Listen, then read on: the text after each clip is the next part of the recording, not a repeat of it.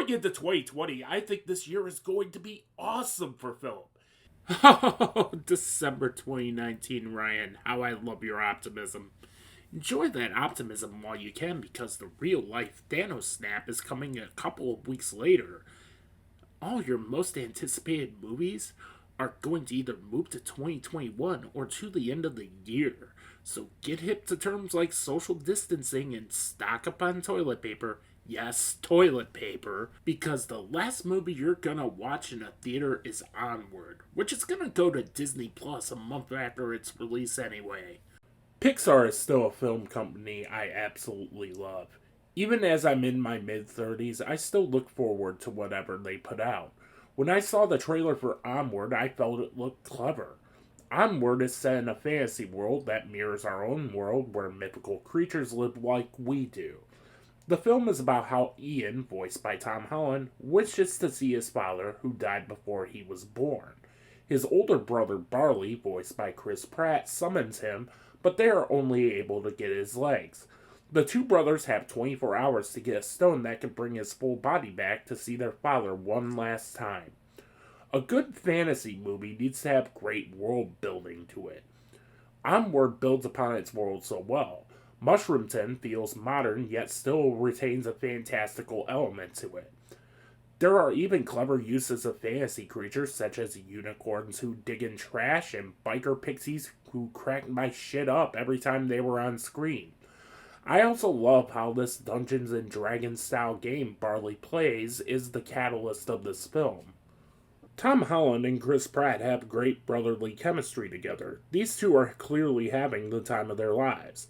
I also really liked Octavia Spencer, who portrays this badass mythical warrior who now runs a chain restaurant.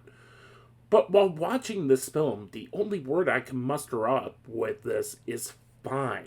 Disney in general has started to go all in on quantity over quality. Take, for example, the teaser trailer for the other Pixar film coming out this year, Soul. This starts off incredibly promising by having a jazz musician die and go into purgatory, but with whatever this thing is doing, it took me out of it. I could be wrong, it could end up being awesome. The second trailer that just dropped recently is a better representation of that film, but tonally, that first trailer did not fit for what that trailer was trying to go for. But with Onward, I was expecting a lot more with this premise. Once this quest starts, it takes a while for this film to gain any traction. After a while, I was more invested in the banter between the badass warrior and their mom than I was the actual quest at hand. So let's talk about a major pet peeve I have. Representation in a Disney film. A throwaway line delivered by an ancillary character that's easily cut out for China is not representation. I think it is awesome that we are seeing a lot of minority groups getting representation. But if you're going to do that, maybe not have it be a throwaway line delivered by an ancillary character. Like, I think the badass warrior coming out as gay would have been far more interesting by having her saying, I have a girlfriend who has a kid at home. But I still highly recommend checking this film out despite its flaws. It's not going to be a film I buy, but rather something I throw on Disney Plus if the nephews and nieces are over. I'm going to give Onward a 3.5 out of 5. Be sure to like, comment, share, spread the word of New Realms Media. Follow me on all my socials at New Realms Media.